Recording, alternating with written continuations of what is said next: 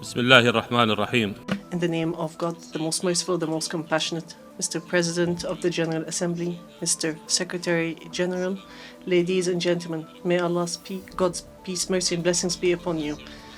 The 79th session of the United Nations General Assembly comes in the midst of dangerous circumstances in the Middle East and the world, in which the global international order faces a difficult test that threatens its existence and renders it incapable of achieving the goals for which it was founded. These goals include the maintenance of international security and stability and human rights. Today we are witnessing precedents in which all international charters and norms are being violated.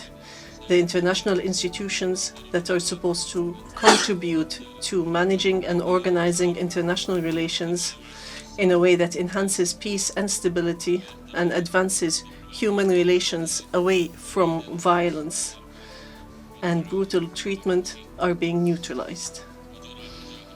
Important principles such as sovereignty, territorial integrity, multilateral cooperation, the laws of war, humanitarian laws, and the international humanitarian law, and the responsibility to protect and the right to self-determination have all been ignored. The world is being pushed towards full-scale confrontations and conflicts, while the UN Security Council is powerless and without a role. In the absence of this responsibility, alternative mechanisms may be resorted to, and ignoring these institutions threatens to revert international relations to chaos. At the same time, we must not forget to commend some of the courageous positions of some of the figures heading these UN institutions, including the Secretary General of the United Nations, Mr. Antonio Guterres.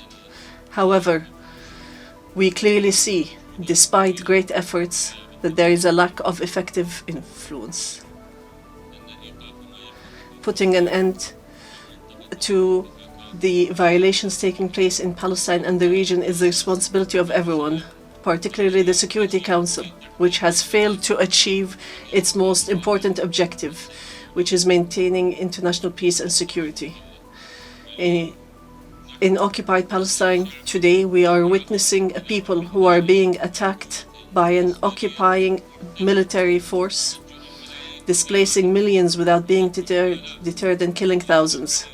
There is public talk of mass starvation to exterminate these people and of the use of nuclear weapons to eliminate them by senior officials of the occupying entity without any measures to deter them.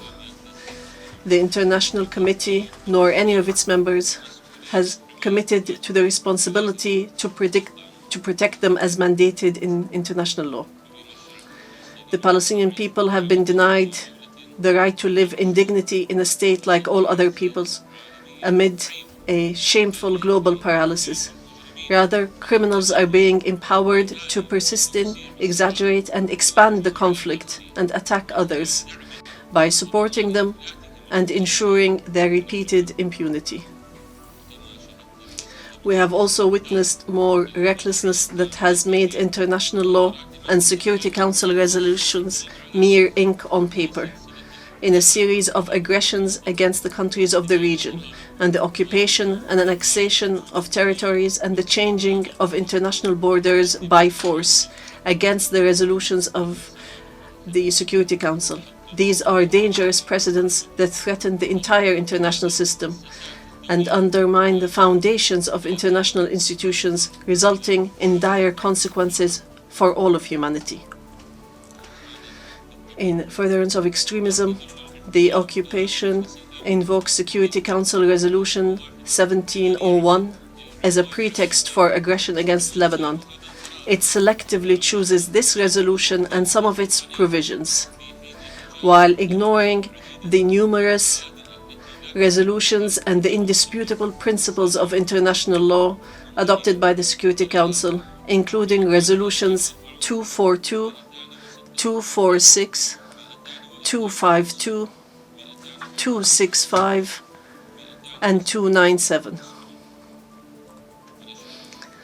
We are witnessing a brutal campaign of indiscriminate killing and the use of technology to carry out bombings remotely without regard for unarmed civilians, in a dangerous precedent that indicates the extent of the involvement of the occupation's government and its indulgence in committing crimes against humanity. Iraq, today, through its government and its people, and under the directives of the Supreme Religious Authority, stands with Lebanon and its brotherly people as it faces a new page of brutal aggression that seeks to plunge the region into conflict, which is something we have already warned against. We will continue to provide all possible assistance to overcome the effects of these attacks. Our position is based on a history of cohesion and a well-known Iraqi steadfastness that rejects aggression and occupation and rejects depriving people's right to their land, heritage and holy sites, and that repeatedly condemns any international support or justification for the aggressor's pretexts. We also note the systematic targeting of international agencies and relief organizations in the occupied territories, and the audacity to harm their personnel, including United Nations agencies and including the United Nations Relief and Works Agency for Palestine Refugees, UNRWA, in Gaza, which is supposed to be protected under international law. I would like to recall that these abuses not only disrupt humanitarian action, but also violate international norms, protecting civilians and those providing assistance in conflict zones. These recent moves by the occupation seek to threaten the stability of the countries of the region by igniting a large-scale regional war. Iraq, as a founding member of the United Nations, hopes that this institution will achieve the objectives for which it was founded in maintaining peace and security and sparing the world the dangers of wars and tragedies that it has experienced throughout history. Allow us to express our disappointment at the failure of the Security Council and the international system to fulfill its obligations. Ladies and gentlemen, we note a significant increase in hate crimes and intolerance that affect our security and stability. We are in dire need of international cooperation in order to spread the spirit of tolerance and mutual respect, and to combat hate speech, discrimination, and violence that are steadily increasing around the world. We believe that one of the main aspects of hate speech is the growing phenomena of Islamophobia, which undermines global efforts to achieve peace, security, and coexistence, and creates an atmosphere for attacks targeting our social and moral values, which are part of our human existence. Therefore, I call on the United Nations to make greater efforts to promote dialogue and understanding among different cultures and religions, and I stress the need to promote unity and harmony in the face of increasing polarization, while stressing the need for heads of state and heads of international institutions to stand against religious intolerance and hatred. Excellencies, as for Iraq, and in contrast to what I have mentioned, there are good developments, as the country where ISIS occupied a third of the territory, and where many observers believed that it was the end of Iraq as we know it.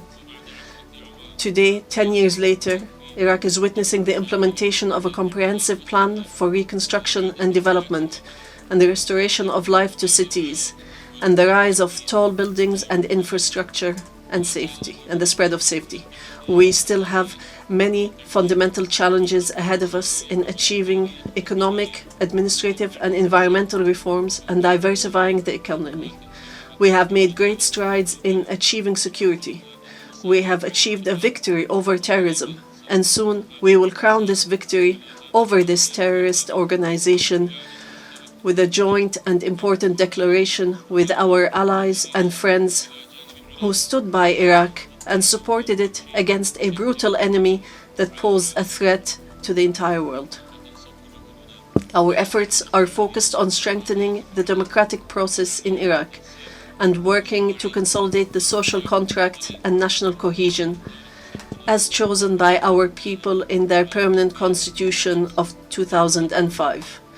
We have organized provincial council elections, which had been suspended for 10 years, and after their organization was obstructed in Kirkuk since 2005. Now we are in the process of organization elections for the Parliament of the Kurdistan region of Iraq.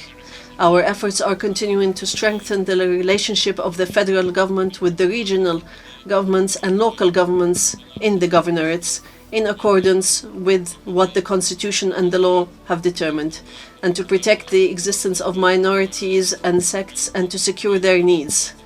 One of our priorities is to spread justice and preserve diversity, which we consider as one of our most important assets. Ladies and gentlemen, this government has 5 priorities: job creation, diversifying sources of income, reforming the banking and financial sector, and managing the energy transition, and addressing the causes of social, economic, and therefore political unrest. This transformation is a complicated matter for Iraq due to the economic structural challenge represented by relying on the public sector to take in the workforce and to use oil revenues to pay the salaries of millions of employees. This dual challenge facing Iraq is the excessive dependence on oil revenues and limiting its ability to diversify economically. This has been as a result of decades of wars and economic blockade and the dictatorial regime's absurd economic policies and some aspects of miscalculation and mismanagement later on, and the waste in human and material resources that could have been developed.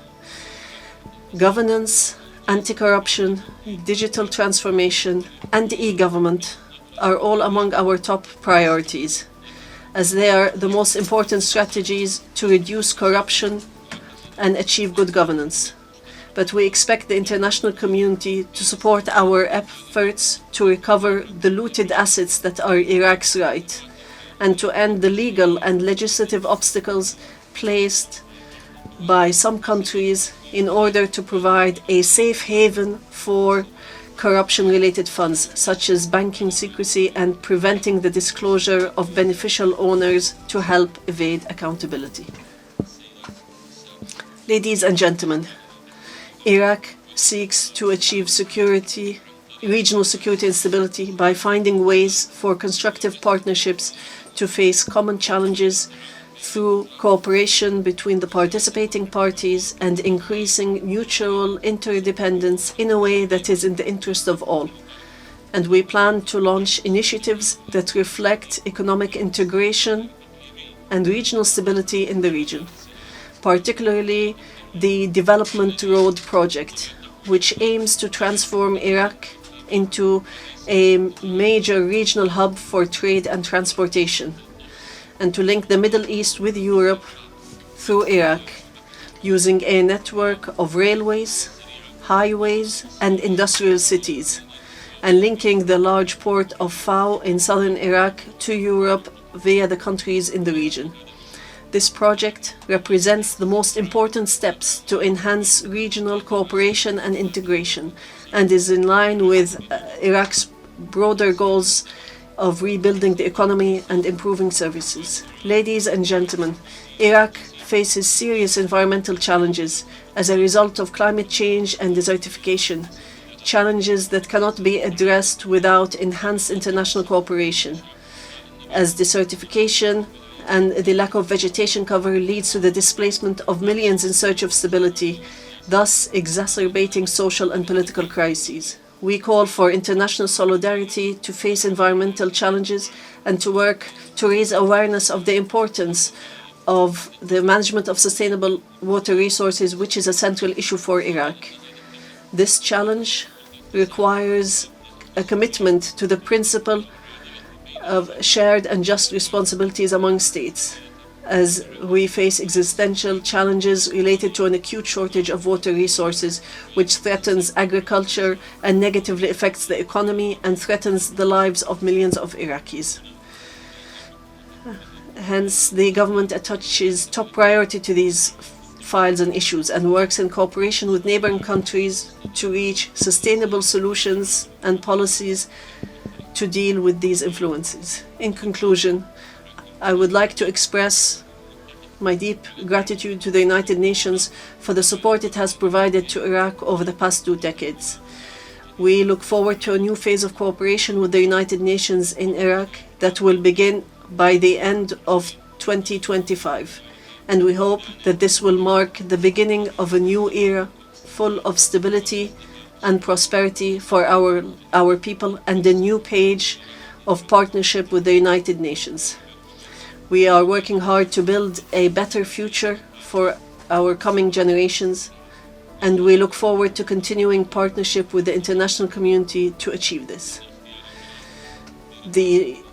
Selecting Iraq to chair the Group of 77 and China for 2025 is a victory for Iraqi diplomacy, which seeks to achieve development goals and bridge the technological gap between the countries of the North and the countries of the South, and achieve integration and reform of the international economic system.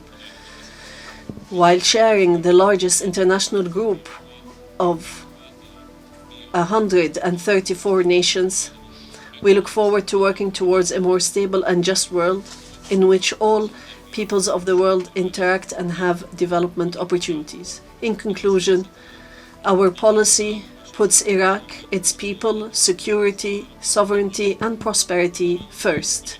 We proceed with confidence to erase the traces of the past, including wars, dictatorships, and terrorism, just as we continue to rebuild Iraq and give it the regional and international status it well deserves.